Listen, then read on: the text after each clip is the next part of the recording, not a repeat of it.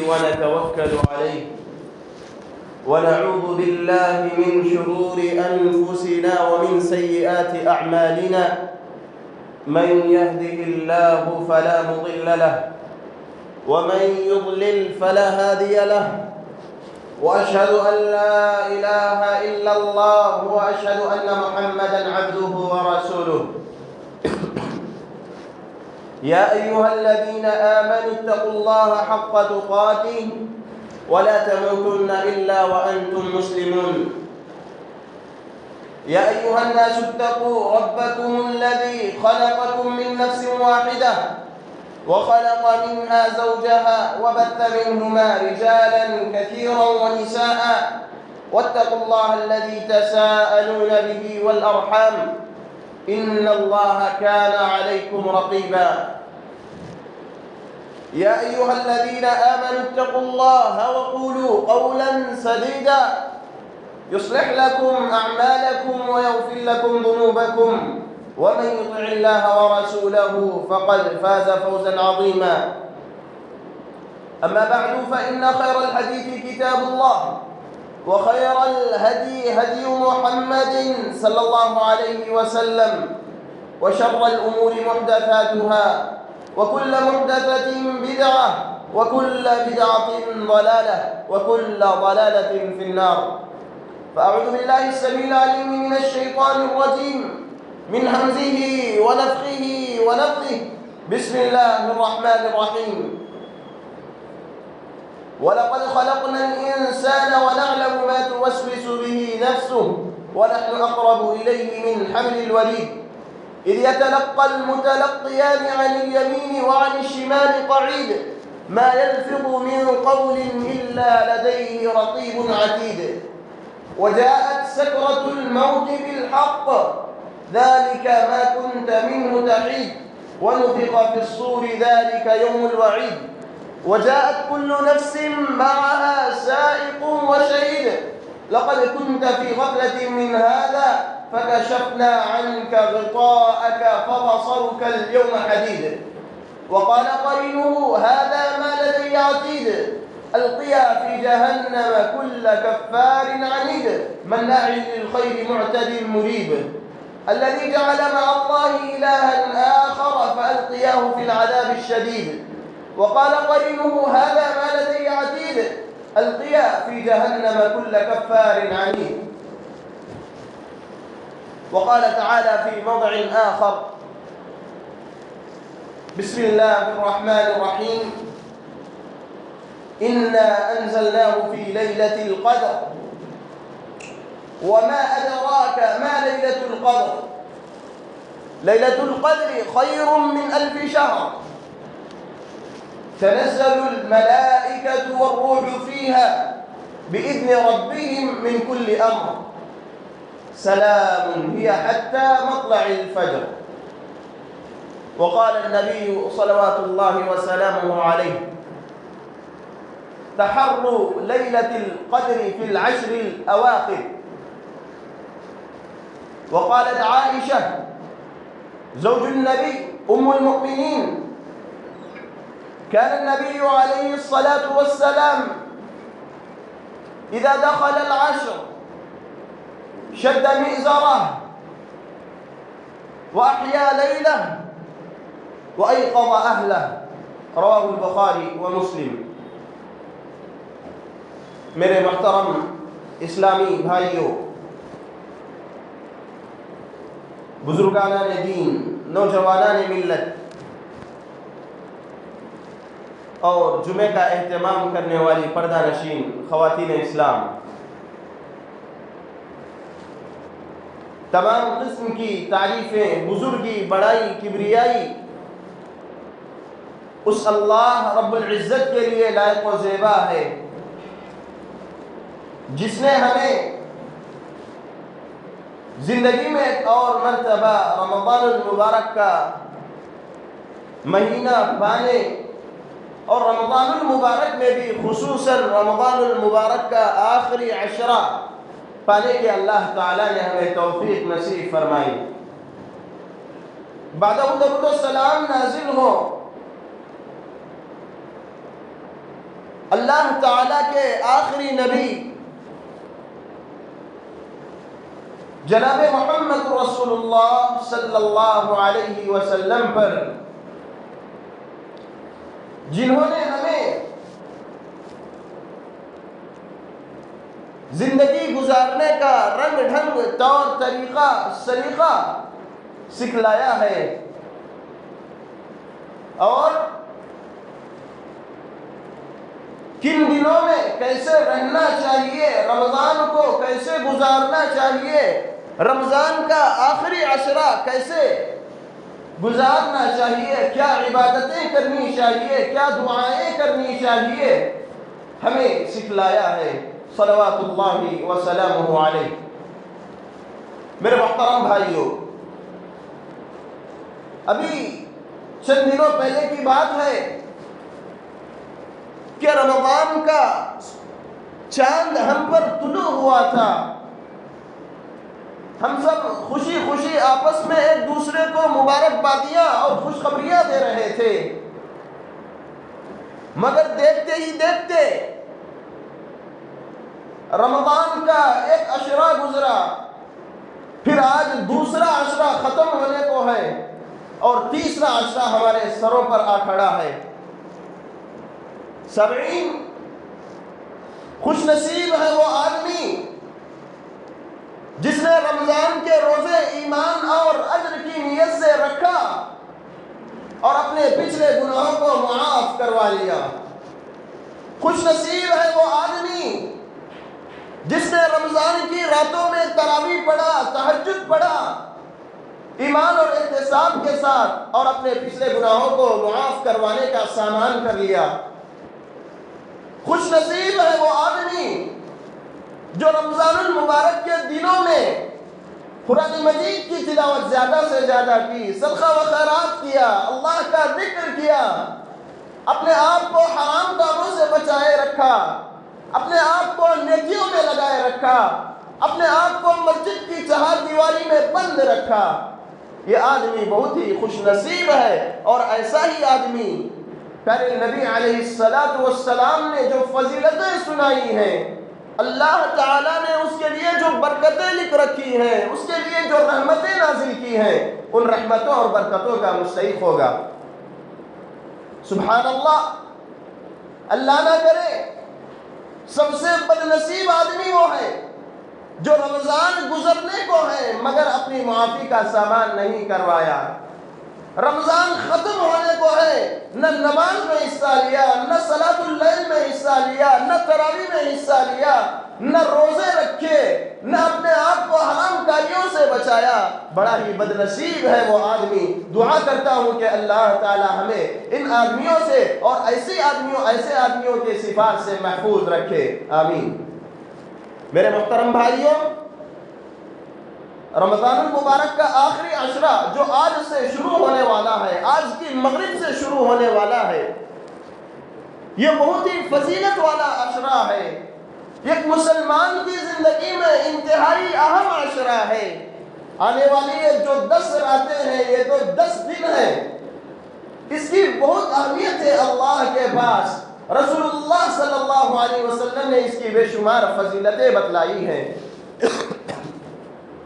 پیارے نبی علیہ السلام کے بارے میں حضرت عائشہ رضی اللہ تعالیٰ عنہ فرماتی ہیں کہ اللہ کے نبی علیہ السلام جیسے ہی رمضان المبارک کا یہ آخری عشرہ شروع ہوتا تو آپ صلی اللہ علیہ وسلم اپنے تہبند کو مضبوط باندھتے، اس کے بعد اللہ کے نبی علیہ السلام اس کی راتوں میں خود بھی جاگتے اور اپنے بیوی بچوں کو جگائے رکھتے، انہیں عبادت پر ابھارتے، اور آپ صلی اللہ علیہ وسلم ساری رات اللہ کے سامنے کھڑے ہو کر قیام میں گزار دیتے، سجدوں میں گزار دیتے، رکوع میں گزار دیتے، دعاؤں میں گزار دیتے، قرآن کی تلاوت میں گزار دیتے، اور اپنے بیوی بچوں کو بھی انہی چیزوں کا حکم دیتے۔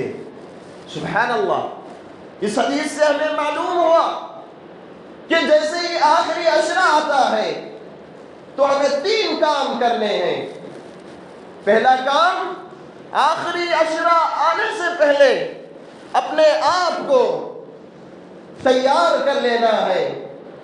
اللہ کے نبی علیہ السلام جس طرح اپنے آپ کو تیار کر لیتے، کمر کس لیتے، تہبند مضبوط باندھ لیتے اور اپنی بیویوں سے بالکل الگ تھلگ ہو جاتے، آپ صلی اللہ علیہ وسلم کو اللہ سے دعا، مناجات، اللہ کے ذکر، اللہ کے سامنے کھڑے ہو کر گڑ گڑانے، ان کاموں کے علاوہ کسی اور چیز میں دلچسپی نہیں رہتی تھی۔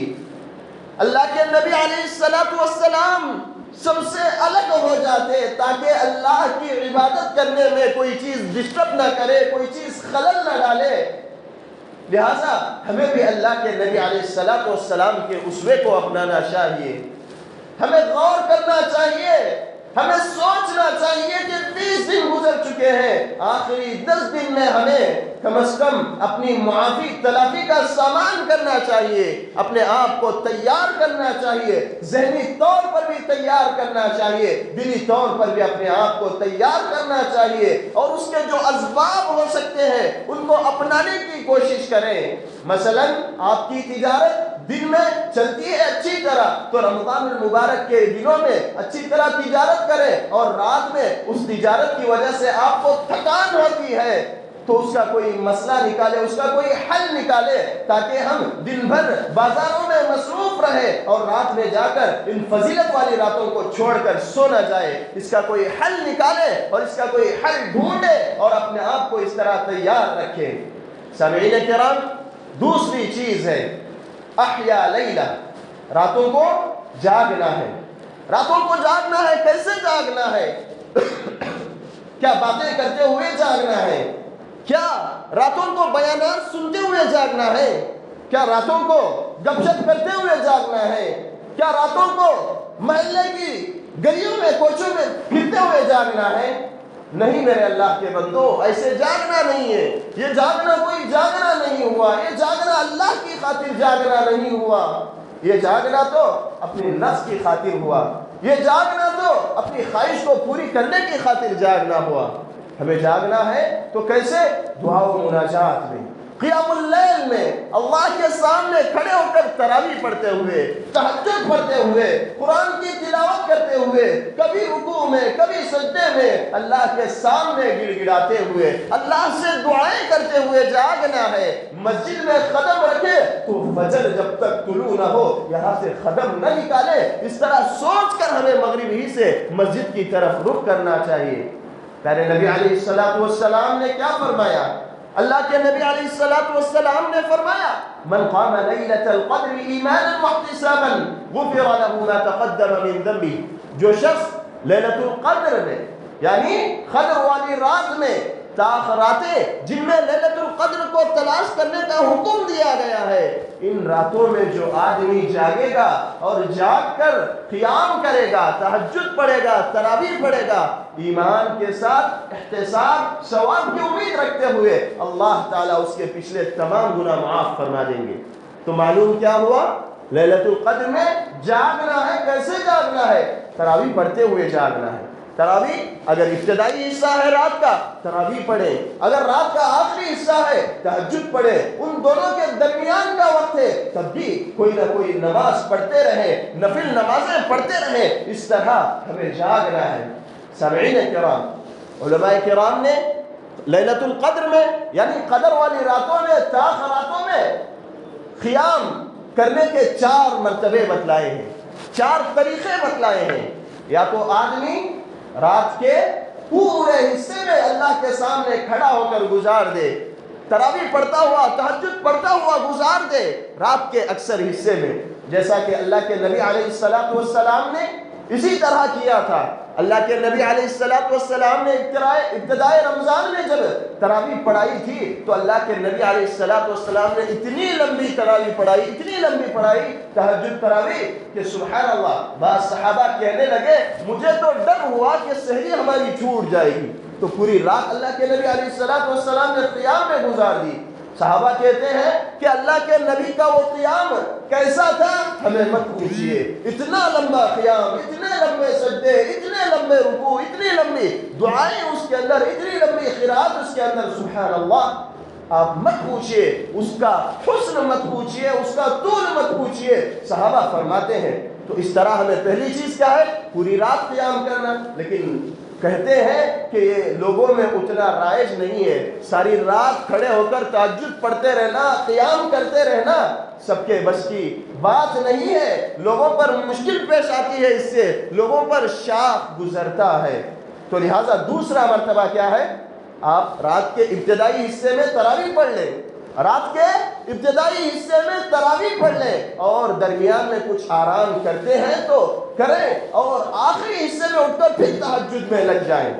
یہ کیا ہے؟ لیلۃ القدر میں قیام کا دوسرا طریقہ، رات کے ابتدائی حصے میں اور رات کے آخری حصے میں۔ علماء کرام لکھتے ہیں کہ اس رات میں زیادہ سے زیادہ قیام کرنا ہی اچھا ہے۔ آپ صرف یہ طے نہ کر لیں کہ میں ابتدا میں پڑھوں گا اور آخر میں پڑھوں گا، اور بیچ کے حصے میں اس میں بھی آدمی کھڑے ہو کر اکیلے تنہائی میں کھڑے ہو کر تراویح پڑھا کرے یا اللہ کے سامنے قیام ہی کیا کرے۔ علماء کرام لکھتے ہیں تو یہ دوسرا طریقہ ہوا۔ ایک اور طریقہ ہے، وہ کیا ہے؟ آدمی رات کے ابتدائی حصے میں اگر تراویح نہیں پڑھ پاتا ہے تو رات کے آخری حصے میں اٹھ کر تہجد کا انتظام کر لے، تہجد پڑھے۔ یہ قیام اللیل کا تیسرا طریقہ ہے۔ ایک اور طریقہ ہے، چوتھا طریقہ، وہ کیا ہے؟ وہ یہ ہے کہ آدمی رات کے آخری حصے میں اٹھ نہیں سکتا تو ابتدائی حصے میں وہ کیا کرے؟ تراویح پڑھے۔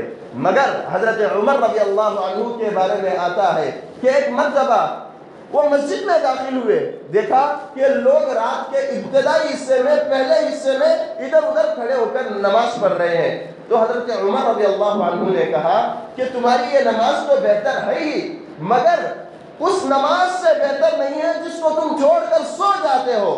چھوڑ کر سو جانے والی نماز کون سی ہے؟ رات کے آخری پہر میں، رات کے آخری حصے کی نماز ہے۔ تو لہٰذا ہم لوگوں کو چاہیے کہ اس رات میں زیادہ سے زیادہ کوشش کریں کہ ہم نوافل پڑھیں، جی اللہ کے سامنے کھڑے ہو کر لمبی قرات کریں، قرآن مجید پڑھیں، اور رکوع سجدے میں ہماری یہ رات کٹ جائے۔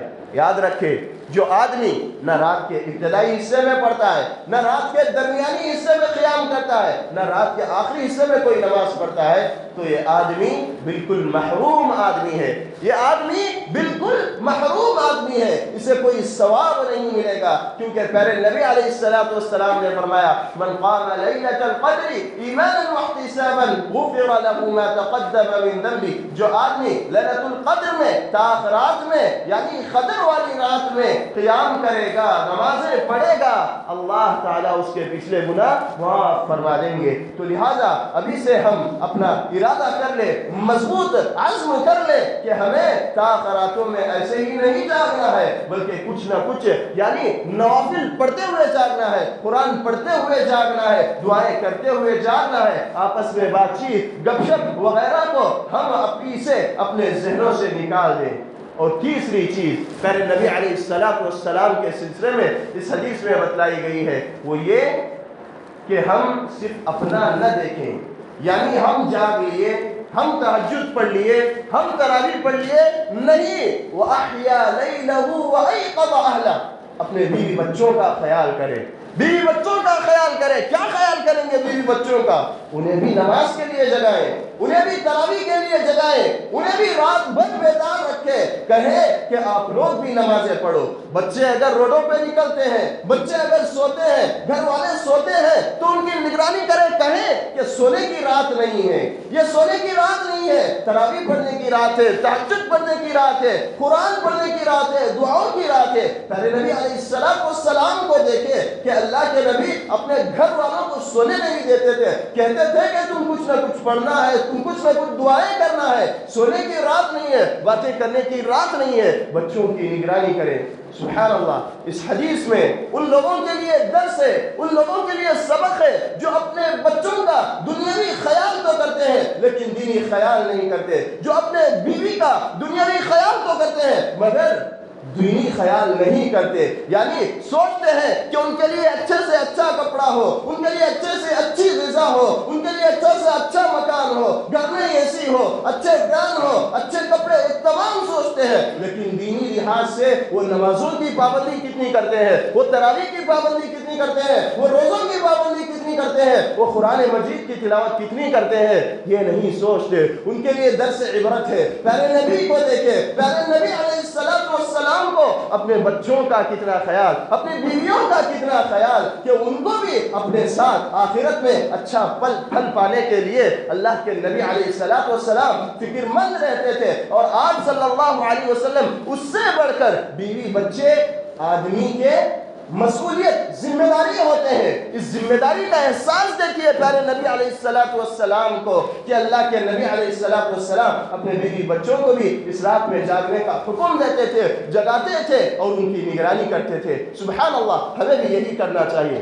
سامعین کرام، اللہ کے نبی علیہ السلام ان راتوں کی اہمیت کی وجہ سے، ان راتوں کی فضیلت کی وجہ سے، ان راتوں کے اتنے بڑے مقام و مرتبے کی وجہ سے ساری دنیا سے الگ ہو کر مسجد کے کونے میں اعتکاف کو بیٹھ جاتے تھے، اعتکاف کو بیٹھ جاتے تھے پیارے نبی علیہ السلام۔ اور اعتکاف کیا ہے؟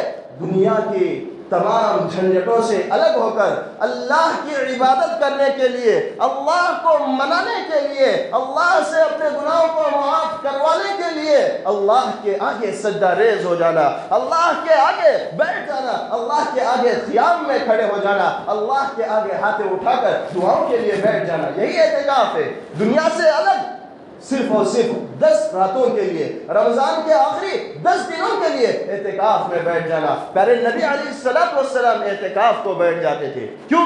لیلۃ القدر کی تلاش میں، لیلۃ القدر کی تلاش میں۔ اللہ کے نبی علیہ السلام ایک مرتبہ رمضان کے پہلے عشرے ہی سے اعتکاف شروع کر دیا۔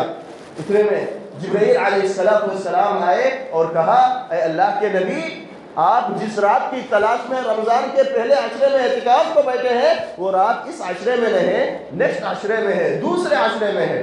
پھر اس کے بعد دوسرا عشرہ اللہ کے آنے والی راتوں میں اس طرح بول کر چلے گئے۔ تو اللہ کے نبی علیہ السلام 10 راتیں ختم ہونے کے بعد دوسرے عشرے میں بھی اعتکاف کو بیٹھ گئے۔ پھر اس کے بعد دوسرا عشرہ ختم ہونے کو تھا، جبرائیل آئے اور بتلایا کہ اللہ کے نبی جس رات کی تلاش میں آپ بیٹھے ہوئے ہیں وہ دوسرے عشرے میں نہیں بلکہ آئندہ آنے والی راتوں میں ہے۔ تو اللہ کے نبی علیہ السلام نے تیسرا عشرہ بھی اعتکاف کو بیٹھ گئے۔ تو دیکھیے پیارے نبی علیہ السلام کی طرف دیکھیے، پیارے نبی علیہ السلام کا جذبہ دیکھیے کہ اس رات کی تلاش میں ایک یا 10 راتیں نہیں بلکہ 30 راتیں اعتکاف میں گزار دی۔ سبحان اللہ۔ اللہ کے نبی علیہ السلام ایک مرتبہ مسجد میں داخل ہوئے، دیکھا کہ مسجد میں وہاں ایک خیمہ لگا ہوا ہے، وہاں ایک خیمہ، وہاں ایک خیمہ، اس طرف ہر طرف ٹینٹس بنے ہوئے ہیں۔ اللہ کے نبی نے پوچھا، یہ کیا چیز ہے؟ کیوں اتنے ٹینٹس یہاں پر لگائے گئے ہیں؟ لوگوں نے کہا کہ یہ فلاں ام المؤمنین، یہ فلاں ام المؤمنین کا ٹینٹ ہے، یہ فلاں کا ہے، یہ فلاں کا ہے۔ تو اللہ کے نبی علیہ السلام نے کہا،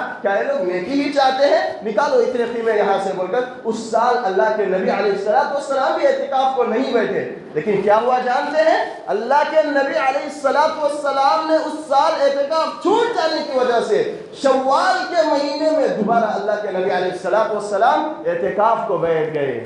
شوال کے مہینے میں رمضان کے بعد اللہ کے نبی علیہ السلام اعتکاف کو بیٹھ گئے۔ سبحان اللہ۔ اعتکاف کی بہت زیادہ پابندی نبی کریم صلی اللہ علیہ وسلم کیا کرتے تھے، اعتکاف چھوڑتے نہیں تھے۔ اللہ کے نبی اعتکاف کرتے تھے، جب تک اللہ کے نبی باحیات رہے اللہ کے نبی اعتکاف کو بیٹھتے تھے۔ جب اللہ کے نبی اس دنیا سے رخصت ہو گئے تو اس کے بعد ازواج مطہرات اعتکاف کو بیٹھا کرتی تھی اور صحابہ کرام رضی اللہ عنہم اعتکاف کو بیٹھا کرتے تھے۔ تو لہٰذا آج ہمارے اندر اعتکاف کا جذبہ ختم ہوتا نظر آ رہا ہے۔ اعتکاف کیا ہے؟ پیارے نبی علیہ السلام کی سنت ہے۔ کیا ہم اسی طرح پیارے نبی علیہ السلام کی سنتوں کو جس طرح دوسری سنتوں کو چھوڑ دیتے ہیں یہ سنت بھی چھوڑ دیں گے؟ نہیں میرے بھائیوں، اعتکاف کا عزم کرے، اعتکاف کا ارادہ کرے، اعتکاف کو بیٹھنے کی کوشش کرے۔ اعتکاف کو بیٹھنے سے کیا ہوتا ہے؟ سبحان اللہ۔ اعتکاف کو بیٹھنے سے پہلی چیز یہ ہے کہ جس رات کی تلاش میں میں آپ کو بتاتا چلوں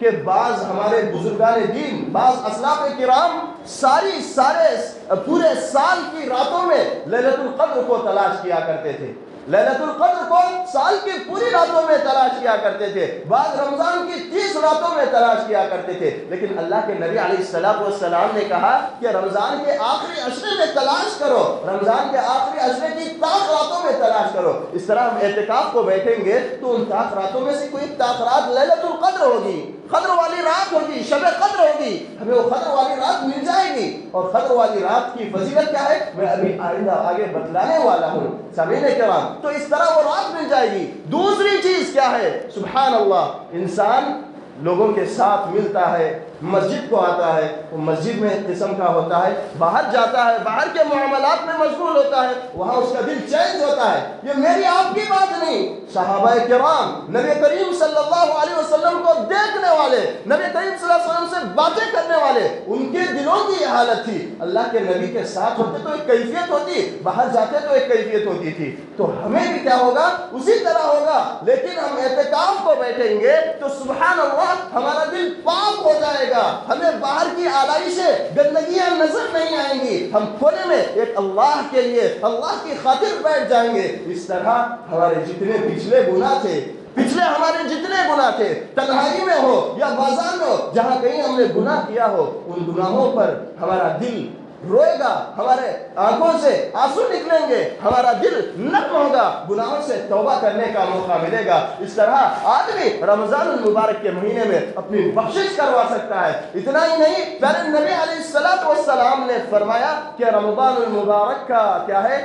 رمضان المبارک کی ہر رات میں اللہ تعالیٰ بندوں کو جہنم سے آزاد کرتا ہے۔ تو لیلۃ القدر کی تلاش میں ہم بیٹھتے ہیں تو ہر رات اللہ کی جانب سے جہنم سے آزادی کا اعلان ہوتا ہے، تو ہم بھی اس اعلان میں شامل ہو جائیں گے۔ کیا ہم نہیں چاہتے کہ جہنم سے آزاد ہو؟ کیا ہم نہیں چاہتے کہ جہنم سے بچے؟ تو لہٰذا اعتکاف کی وجہ سے ہمیں فضیلت بھی نصیب ہو سکتی ہے۔ سبحان اللہ۔ سامعین کرام، آخر ہم یہ سوچیں کہ پیارے نبی، صحابہ اتنا آخری عشرے میں اہتمام کیوں کرتے تھے، آخری عشرے کو اتنی اہمیت کیوں دیتے تھے؟ اس کی وجہ، سب سے اہم وجہ، سب سے بڑی وجہ اس کے اندر لیلۃ القدر ہے، قدر والی رات ہے۔ قدر والی رات کیا ہے؟ اللہ تعالیٰ نے اپنے قرآن مجید میں فرمایا اِنَّا أَنزَلْنَاهُ فِي لَيْلَةِ الْقَدْرِ، یقیناً ہم نے اس کو، کس کو؟ قرآن مجید کو لیلۃ القدر میں نازل فرمایا، لیلۃ القدر میں نازل فرمایا۔ وَمَا أَدْرَاكَ مَا لَيْلَةُ الْقَدْرِ، لوگوں تمہیں کیا معلوم کہ لیلۃ القدر کیا ہے؟ لیلۃ القدر خیر من الف شہر، یاد رکھیں لیلۃ القدر 1000 مہینوں سے بہتر ہے۔ سبحان اللہ، ایک آدمی 1000 مہینے مسلسل کنٹینیوسلی عبادت کرتا رہے، کیا یہ ممکن ہے؟ کوئی سوچ سکتا ہے کہ میں 1000 مہینے کنٹینیوسلی عبادت کر سکتا ہوں؟ کوئی اپنے دل پر ہاتھ رکھ کر سوچے۔ آج 1000 مہینے عبادت کرنا تو دور کی بات، ایک آدمی کا 60 سال زندہ رہنا مشکل ہے، اور 1000 مہینے سے مراد یہاں پر 80 پر 3 سال ہے۔ کتنے سال؟ 80 پر 3 سال۔ اور پیارے نبی علیہ السلام نے فرمایا میری امت کے لوگوں کی عمر کیا ہے؟ 60 سے 70 کے درمیان ہے۔ ہم 80 سال جی نہیں سکتے، مگر 80 سال ہم لوگ مسلسل کنٹینیوسلی عبادت کرنا، جی یہ کیسے ممکن ہے؟ لیلۃ القدر میں ممکن ہے۔ لیلۃ القدر کو آپ جاگ لیں، لیلۃ القدر میں آپ قیام کر لیں، لیلۃ القدر میں آپ جو ہے نا دعائیں کر لیں، لیلۃ القدر میں آپ جو ہے نا اللہ کو منا لے، گڑ گڑا کر اپنے گناہوں کی معافی مانگ لے۔ یہ 80 پر 3 سال تک اللہ کی مسلسل عبادت کرنے کا ثواب ہم لوگوں کو اس سے ملتا ہے۔ سبحان اللہ۔ لیلۃ القدر خیر من الف شہر، اور کیا ہے؟ اس مہینے کی قدر ہم نہیں کرتے۔ سبحان اللہ۔ لیلۃ القدر، قدر کا معنی ہی کیا ہے؟ قدر والی رات، عزت والی رات، احترام والی رات، معزز رات۔ جی قدر کا معنی ہی یہ ہے، اور قدر کا ایک معنی یہ بتلایا گیا کہ اس رات اللہ کے اتنے فرشتے زمین پر اترتے ہیں، سبحان اللہ، اتنے فرشتے کہ قدم رکھنے کے لیے جگہ نہیں رہتی ہے۔ کنکروں کے، ریت کے ذروں کے برابر جو ہے نا اللہ تعالیٰ فرشتوں کو اتارتے ہیں اس رات۔ سبحان اللہ۔ تو فرشتے اترتے ہیں، ہر جگہ فرشتے ہوتے ہیں۔ سبحان اللہ۔ ایسی رات میں ہم لوگ عبادت نہیں کریں گے، ایسی رات کی ہم لوگ قدر نہیں کریں گے تو اور کب قدریں گے؟ سبحان اللہ۔ اور ایک چیز، قدر کے معنی ہے تقدیر والی رات۔ تقدیر والی رات، اللہ تعالیٰ اس رات فیصلے کرتے ہیں۔ دیکھیے فیصلے دو قسم کے ہیں، ایک فیصلہ، ایک تقدیر کب کی ہے؟ اللہ تعالیٰ کائنات کے پیدا کرنے سے 50,000 سال پہلے سب کا فیصلہ کر دیا ہے، سب کا فیصلہ اللہ تعالیٰ نے کر دیا ہے، یہ ایک تقدیر ہے۔ اور ایک تقدیر کیا ہے؟ ہر سال فیصلے ہوتے ہیں۔ کب ہوتے ہیں؟ لیلۃ القدر کی رات میں، قدر والی رات میں، شب قدر میں ہوتے ہیں۔ اسی وجہ سے لیلۃ القدر کو قدر والی رات کہا جاتا ہے۔ قدر کے عربی میں معنی کیا ہے؟ تقدیر۔ تو اس سال کیا کیا ہونے والا ہے، میرے ساتھ کیا ہونے والا ہے، ان کے ساتھ کیا ہونے والا ہے، ان کے ساتھ کیا ہونے والا ہے، اس سال کتنے دنیا میں انسان آئیں گے، کتنے دنیا سے جائیں گے، کون اچھا آدمی بنے گا، کون برا بنے گا، کون نیک بخت بنے گا، کون بدبخت بنے گا، سال کی اس رات میں فیصلے ہوں گے۔ تو کیا ہم اس سال کی تاخرات میں بیٹھ کر اللہ سے دعا نہیں کریں گے، اپنے آپ کو نیکوں میں بنا، اپنے آپ کو برائیوں سے بچا؟ ہم اللہ تعالیٰ سے گڑ گڑا کر دعا کریں گے تو ہماری تقدیر کا فیصلہ نہیں بدلے گا؟ اللہ کے نبی نے کہا دعائیں تقدیر کو بدلتی ہے۔ اگر ہمارے حصے میں کسی بھی قسم کا برا فیصلہ ہے تو ہم ابھی سے بیٹھ کر لیلۃ القدر ہمارے لیے گولڈن چانس ہے، سنہرا موقع ہے، ہم اللہ سے دعا کریں گے کہ اللہ ہم پر رحم فرما، ہم پر رحم فرما، ہم سے جو گناہ ہوئے اس سے درگزر فرما، اللہ اس سال سے میری زندگی بدل دے، مجھے نیکوکاروں میں بنا دے، میری زندگی میں جو بھی برے فیصلے انہیں ٹال دے، دور فرما دے، مجھے نیکوکاروں میں لکھ دے۔ ہم دعا کر سکتے ہیں اللہ تعالیٰ سے۔ تو لہٰذا لیلۃ القدر کی عبادت 80 پر 3 سال سے بڑھ کر ہے، 1000 مہینے سے بڑھ کر ہے، سبحان اللہ۔ اور اسی سال تقدیر کے فیصلے ہوتے ہیں۔ اور اس کے بعد اللہ تعالیٰ نے فرمایا سلام، اس رات فرشتے اترتے ہیں، سلام، یہ رات کیا ہے جی؟ سلامتی والی ہے، امن والی ہے، پیس والی رات ہے، شانتی والی رات ہے۔ کب تک رہے گی؟ سلام ہی حتی مطلع الفجر، فجر کے طلوع ہونے تک یہ کیا ہے؟ شانتی والی رات، امن و سلامتی والی رات ہے۔ تو سبحان اللہ، لیلۃ القدر کو پانے کے لیے پیارے نبی علیہ السلام سبحان اللہ اعتکاف کو بیٹھ جایا کرتے تھے۔ ہمیں بھی پیارے نبی علیہ السلام کا طریقہ اپنانا چاہیے۔ یاد رکھے لیلۃ القدر بہت اہم رات ہے۔ اللہ تعالیٰ نے قرآن مجید کو نازل کرنے کے لیے اسی رات کا انتخاب کیا ہے۔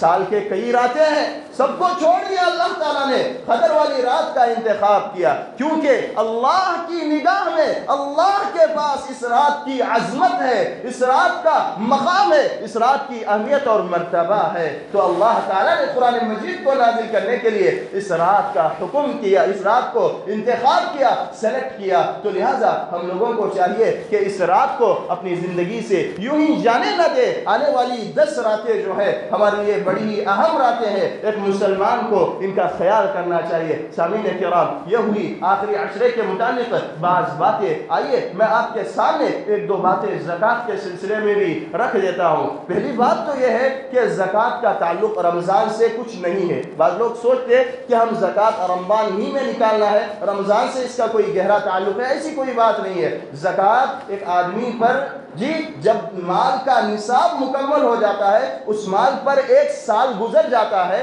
تو آدمی کو زکوٰۃ نکال دینا چاہیے، رمضان ہو یا غیر رمضان ہو کبھی بھی نکال دینا چاہیے۔ لیکن بعض لوگ کیا کرتے ہیں، سبحان اللہ، رمضان میں صدقہ خیرات کا، زکوٰۃ کا دگنا تگنا اللہ کے پاس اجر ملتا ہے، اس لیے رمضان میں نکالتے ہیں۔ ایسا نکالنا بھی ہمارے اسلامک اسکالرس نے کہا ہے کہ اگر ایک آدمی پر 1 سال رمضان سے 2 مہینے پہلے ہو گئے، اگر وہ نہیں نکالتا ہے تو ایسی صورت میں وہ گنہگار ہوگا، کیونکہ اس کے مال پر زکوٰۃ کیا ہے، وقت ہو چکا ہے، لیکن وہ رمضان کا انتظار کر رہا ہے، تو اس صورت میں وہ گنہگار ہوگا۔ کیوں؟ اس لیے کہ فوراً اس کو نکالنا چاہیے تھا، اس نے فوراً نہیں نکالا۔ ہاں، مجبوری کی وجہ سے فوراً نہیں نکال سکا، یعنی اس کے پاس زکوٰۃ تو فرض ہو گیا لیکن نکال کر لوگوں کو دینے کے لیے اتنا پیسہ نہیں ہے، تو ایسی صورت میں مجبوری کی صورت میں چل سکتا ہے، مگر رمضان کا انتظار کرتے ہوئے زکوٰۃ نہ نکالنا یہ اچھی بات نہیں ہے، اس کو برا سمجھا ہے مختلف علماء کرام نے۔ تو چلیے، زکوٰۃ کیا ہے؟ یہ اللہ تعالیٰ نے بندوں کے لیے، معاشرے کے غریبوں، فقراء، مساکین کے لیے اللہ تعالیٰ نے انسانوں کے مالوں میں حصہ مقرر کیا ہے، انسانوں کے مالوں میں حصہ مقرر کیا ہے۔ دیکھیے اس کا ایک نصاب ہے، اس کا جو ہے نا ایک وقت ہے۔ نصاب کیا ہے؟ دیکھیے ہمارے پاس اگر سونا کتنا ہو؟ 80 پر 5 گرام سونا ہو۔ اگر کسی آدمی کے پاس 80 پر 5 گرام یا اس سے زیادہ سونا ہے تو اس میں سے 2.5% زکوٰۃ نکالنا ہے ہمیں۔ کب نکالیں گے 2.5%؟ اس وقت نکالیں گے جبکہ ہمارے پاس وہ سونا گھر میں رکھ کر 1 سال گزر جائے۔ 1 سال گزرنا، مثلا ابھی کسی کی جو ہے نا سمجھیے کہ چند مہینے پہلے 2-3 مہینے پہلے کسی کی شادی ہوئی، اس کے پاس جو ہے نا شادی میں 115 گرام سونا آیا، تو اب کیا اس کے اوپر زکوٰۃ فرض ہوگا؟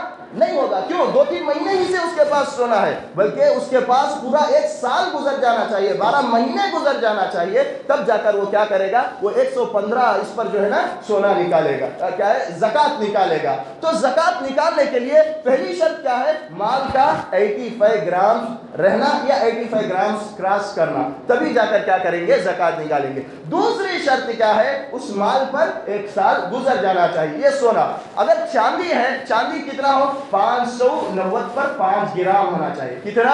590 پر 5 گرام چاندی اگر ہمارے پاس گھر میں موجود ہے اور اس پر 1 سال گزر جاتا ہے تو ایسی صورت میں اس کو کیا کرنا چاہیے؟ اس پر زکوٰۃ نکالنا چاہیے۔ اور اس کے علاوہ دیکھیے ہمارے پاس تجارتی مال ہوتا ہے، ہم کسی چیز کی بزنس کرتے ہیں، مثلا دکان میں بہت سارا سامان رکھا ہوا ہے، سب کیا ہے؟ تجارت کا ہے، یا ہم لوگ جو ہے نا آئرن بیچتے ہیں، وہ بھی تجارت کے لیے بزنس کے لیے رکھے ہوئے ہیں، تو اس پر بھی ہم لوگوں کو زکوٰۃ نکالنا پڑے گا۔ اس پر کیسے نکالیں گے؟ یعنی جتنا ہمارے پاس مال ہے اس مال کی لاگت، اس مال کی قیمت 80 پر 5 گرام سونے کے برابر پہنچتی ہے کیا؟ دیکھیں گے۔ اگر 80 پر 5 گرام سونے کے برابر پہنچتی ہے تو اس مال میں سے بھی کتنا نکالیں گے؟ 2.5% آپ نکالنا ہے۔ کتنے؟ 2.5%۔ آپ اس کو اس طرح کر سکتے ہیں، یعنی سونا 80 پر 5 گرام کا کتنا ہے آج مارکیٹ میں، کتنا ویلیو ہے؟ جا کر دیکھ لیں گے۔ 80 پر 5 گرام سونا مثلا آپ کے پاس جو ہے نا 4,15,000 آ رہا ہے، تو 4,15,000 میں سے آپ کتنا 2.5%، 11,000 10,000 اس طرح نکلتا ہے، آپ اس کو نکال دیں گے۔ تو اس طرح اپنے مالوں میں زکوٰۃ نکالنا چاہیے۔ اسی طرح جو ہے نا ہمارے پاس جانور ہیں تو جانوروں میں بھی زکوٰۃ نکالنی چاہیے، اور جانوروں کا نصاب الگ الگ ہے۔ آپ کے پاس بکریاں ہو یا اونٹ ہو یا گائے ہو تو اس میں بھی اللہ اور اس کے رسول نے اس پر 1 سال گزرنا، اور اس کی جو ہے نا تقریباً جو ہے نا 5 گائیوں سے اس طرح زکوٰۃ شروع ہوتا ہے۔ اس کے علاوہ مختلف جانوروں کی مختلف جو ہے نا تعداد بتلائی گئی ہیں، تو لہٰذا ہم تمام لوگوں کو اس کی بھی زکوٰۃ کا خیال رکھنا چاہیے۔ اور زکوٰۃ دینے کے لیے مختلف مدیں ہیں۔ انما الصدقات للفقراء، سب سے پہلے ہماری زکوٰۃ کس کو دیں گے؟ فقیروں کو دیں گے۔ فقیر کس کو کہتے ہیں؟ اس آدمی کو کہتے ہیں جس کے پاس کچھ مال نہ ہو، مال نہ ہو، وہ ہر دن کی روزی روٹی کے لیے کسی کے پاس اس کو مانگنے کی ضرورت پڑ رہی ہو، جی اس کو کیا کہتے ہیں؟ فقیر کہتے ہیں۔ تو ہماری زکوٰۃ میں سب سے پہلا حصہ کس کا ہوگا؟ فقیر کے لیے نکالیں گے۔ اگر اتنا نہیں یعنی فقیر نہیں ہے تو اس صورت میں مسکین ہے۔ کون ہے؟ مسکین۔ مسکین کون ہے؟ مسکین وہ آدمی ہے جس کے پاس مال تو ہے مگر وہ مال اپنی بنیادی ضروریات کے لیے بس نہیں ہو رہا ہے، پورا نہیں ہو رہا ہے۔ بنیادی ضرورتیں کیا ہے؟ روٹی، کپڑا، مکان۔ پہننے کے لیے کپڑا نہیں، کھانے کے لیے سیدھا کھانے کی روٹی نہیں ہے، جی اس کے لیے رہنے کے لیے گھر نہیں ہے، تو اس کی بنیادی ضرورتیں اس کی مال سے پوری نہیں ہو رہی ہیں، تو ایسے آدمی کو بھی کیا کر سکتے ہیں؟ ہمیں زکوٰۃ کا مال دے سکتے ہیں۔ انما الصدقات للفقراء والمساکین، پھر اس کے بعد والعاملین علیہا، یعنی صدقے کا مال اکٹھا کرنے والے ہیں ان کو بھی کیا کر سکتے ہیں؟ ہم زکوٰۃ کا مال دے سکتے ہیں۔ صدقے کا مال اکٹھا کرنے والے، صدقے کا مال اکٹھا کرنے والوں کو زکوٰۃ کا مال کیسے دیں گے؟ ہم نہیں دیں گے۔ جو حاکم وقت ہوگا، جو ہمارے اس وقت کے جو خلیفہ ہوں گے، وہ کسی آدمی کو زکوٰۃ کا مال لانے کے لیے بھیجیں گے، وہ جا کر زکوٰۃ کا مال لے کر آئے گا، تو وہ جو ہے نا زکوٰۃ کے مال میں سے انہیں کچھ دے سکتے ہیں۔ ایک والعاملین علیہا والمؤلفۃ قلوبہم، زکوٰۃ کا مال ابھی کس کو دے سکتے ہیں؟ ایسے غیر مسلم جن کا دل اسلام کی طرف مائل ہے، جن کا دل کیا ہے؟ اسلام کی طرف مائل ہے، ہم ان کے اوپر نیکی کریں گے، ان کے اوپر احسان کریں گے تو ہو سکتا ہے وہ اسلام میں آ جائے۔ ایسے آدمیوں کو اسلام کی طرف کھینچنے کے لیے، اسلام کی طرف مائل کروانے کے لیے انہیں بھی کیا دے سکتے ہیں؟ زکوٰۃ کا مال دے سکتے ہیں۔ وفی الرقاب، اور کس کو دے سکتے ہیں؟ غلاموں کو آزاد کرانے میں. غلام جیسا کہ پرانے زمانے میں غلاموں کا سسٹم موجود تھا، لونڈیوں کا سسٹم موجود تھا، انسان کو اپنا نوکر چاکر غلام بناتے تھے، تو ان کو آزاد کروانے کے لیے بھی استعمال کر سکتے ہیں. آج غلاموں کا سسٹم نہیں رہا تو کیسے غلاموں میں تقسیم کریں گے؟ آج جو مسلمان نوجوان بغیر کسی گناہ کے، بغیر کسی جرم کے جیلوں میں پھنسے ہوئے ہیں، جیلوں میں اٹکے ہوئے ہیں، ان کو چھڑانے کے لیے زکوٰۃ کا مال استعمال کیا جا سکتا ہے، جیسا کہ اسلامک اسکالرس نے فتووں میں یہ بات بیان فرمایا ہے. والغارمین، اور زکوٰۃ کا مال کس کو دے سکتے ہیں؟ جس آدمی پر قرض آ چکا ہو. آدمی اچھا آدمی ہے، یعنی مالدار آدمی ہے، لیکن اس کے تجارت میں خسارہ ہو گیا اور پورا مال جو ہے نا قرضے میں ڈوب گیا، مقروض ہو گیا، تو ایسے آدمی کو بھی کیا کر سکتے ہیں؟ اس کے قرض کو یعنی پھیرنے تک، اس کو ختم کرنے تک زکوٰۃ کا مال دے سکتے ہیں. وفی سبیل اللہ، اور اللہ کی راہ میں بھی زکوٰۃ کا مال دے سکتے ہیں. اللہ کے راہ سے مراد یعنی جہاد کرنے کے لیے. اگر اسلامی حکومت ہے، اسلامی مملکت ہے، خلیفہ وقت ہے، ان کے تحت تمام امور چل رہے ہیں اور جہاد کے لیے تیاریاں ہو رہی ہیں، تو ایسی صورت میں جہاد کی تیاریوں میں بھی ہمارے مال کو دے سکتے ہیں. لیکن یہاں پر ایک بات یاد رکھ لے، یہ ہندوستان ہے اور ہندوستان ہمارا اسلامی ملک نہیں ہے، تو یہاں پر جو ہے نا ہم جہاد کی تیاری کرنا، جہاد کے نعرے لگانا، یہ سب یہاں پر غلط ہے. اس طرح کی باتیں یہاں پر نہیں ہونی چاہیے. جہاد وہی ہوگا جہاں پر کیا ہو؟ ہماری اسلامی کنٹری ہو، اسلامی مملکت ہو، اسلامی خلیفہ ہو، اس کے تحت رہ کر، اس کے ماتحت رہ کر ہم جہاد کر سکتے ہیں. ہندوستان میں اس طرح کی غلط قسم کی باتیں کرنا یہاں کے قانونی لحاظ سے بھی جرم ہے،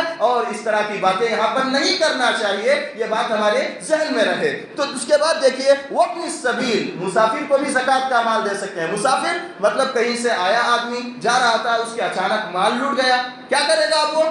لوگوں سے مانگے گا. تو ہم اپنے زکوٰۃ کا مال نکل رہا ہے، اس کو نکال کر دے سکتے ہیں، اس میں کوئی حرج نہیں ہے.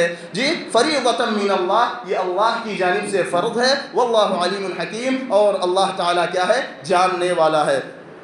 اور یاد رکھ لیں، بعض لوگ جو ہے نا زکوٰۃ کے بارے میں سوچتے ہی نہیں ہیں، یعنی اپنے مال میں ان کے اوپر زکوٰۃ فرض ہو جاتا ہے، اس کے باوجود وہ زکوٰۃ نہیں نکالتے ہیں. تو ایسے لوگوں کو اللہ تعالیٰ سے ڈرنا چاہیے، اللہ تعالیٰ سے ڈرنا چاہیے، کیونکہ ہم اگر اپنے مال کا زکوٰۃ ہم نہیں نکالیں گے تو ہم دنیا میں تو بچ جائیں گے، لیکن آخرت میں کیا ہوگا؟ اللہ کے پاس ہمارا مال ہمارے عذاب کے لیے استعمال ہوگا، ہمارے عذاب کے لیے. ہم اپنے پاس جانور ہیں، جانوروں کی زکوٰۃ نہیں نکالتے، تو اللہ تعالیٰ کیا کریں گے؟ قیامت کے دن ان جانوروں کو دگنا تگنا بنائیں گے. وہ جانور آ کر ہمیں کچلیں گے، روندیں گے، کہیں گے کہ میں ہی وہ تیرا مال ہوں جس کا تو زکوٰۃ نہیں نکالتا تھا. اگر آدمی کے پاس سونا ہے، چاندی ہے، ان کا زکوٰۃ نہیں نکالتا ہے، تو قیامت کے دن اللہ تعالیٰ اس کو جہنم کی آگ میں گرم کر کے تپا کے، جو آدمی زکوٰۃ نہیں نکالتا تھا اس کو اس سے داغا جائے گا. اللہ تعالیٰ نے فرمایا والذین یکنزون الذهب والفضة،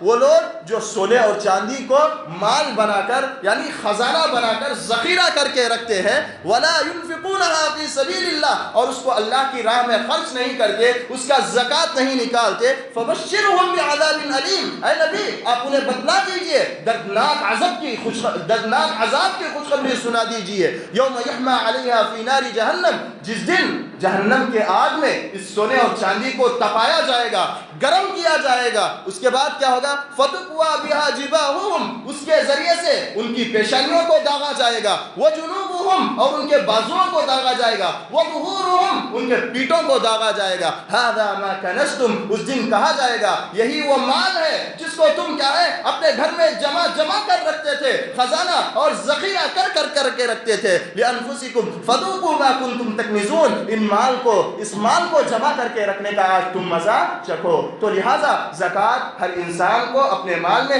جیسے ہی فرض ہو جائے نکال دینا چاہیے. اگر نہیں نکالتا ہے تو اللہ تعالیٰ اس کو دردناک عذاب دیں گے. دعا کرتے ہیں کہ اللہ تعالیٰ ہم تمام لوگوں کو ہر قسم کے گناہ سے بچائے، ہر نیکی میں حصہ لینے کی توفیق نصیب فرمائے. اللہ تعالیٰ آخری عشرہ جو ہم پر آ رہا ہے اس کی قدر کرنے اور اس میں اللہ کی زیادہ سے زیادہ عبادت کرنے اور پیارے نبی علیہ السلام کے بتائے ہوئے طریقے پر عبادت کرنے کی اللہ توفیق نصیب فرمائے. اللہ تعالیٰ سارے مسلمانوں کو ایک بنائے، اللہ تعالیٰ سارے مسلمانوں کو نیک بنائے، اللہ تعالیٰ سارے مسلمانوں پر رحم فرمائے، کرم فرمائے. اللہ تعالیٰ دیگر دیگر جو لوگ ہم پر ظلم کرتے ہیں ان ظالموں سے، ان جابروں سے اللہ تعالی ہماری حفاظت فرمائے۔ جہاں جہاں مسلمان پریشان حال ہے اللہ تعالیٰ ان کی پریشانی کو دور فرمائے۔ جہاں مسلمان مقروض ہے اللہ ان کے قرض کو پھیرنے کی کوئی راہ نکالے۔ اللہ تعالیٰ جن مسلمانوں کو اللہ تعالیٰ نے بیماری میں مبتلا کیا ہے انہیں شفا یابی عطا فرمائے۔ اللہ تعالیٰ ہمیں ہر نیکی کرنے اور ہر برائی سے بچنے کی توفیق نصیب فرمائے۔ اقول قولی ھذا واستغفر اللہ لی ولکم ولسائر المسلمین والحمد للہ رب العالمین۔ اللهم إني أسألك الهدى والتقى والعفاف والغنى ربنا ظلمنا أنفسنا وإن لم تغفر لنا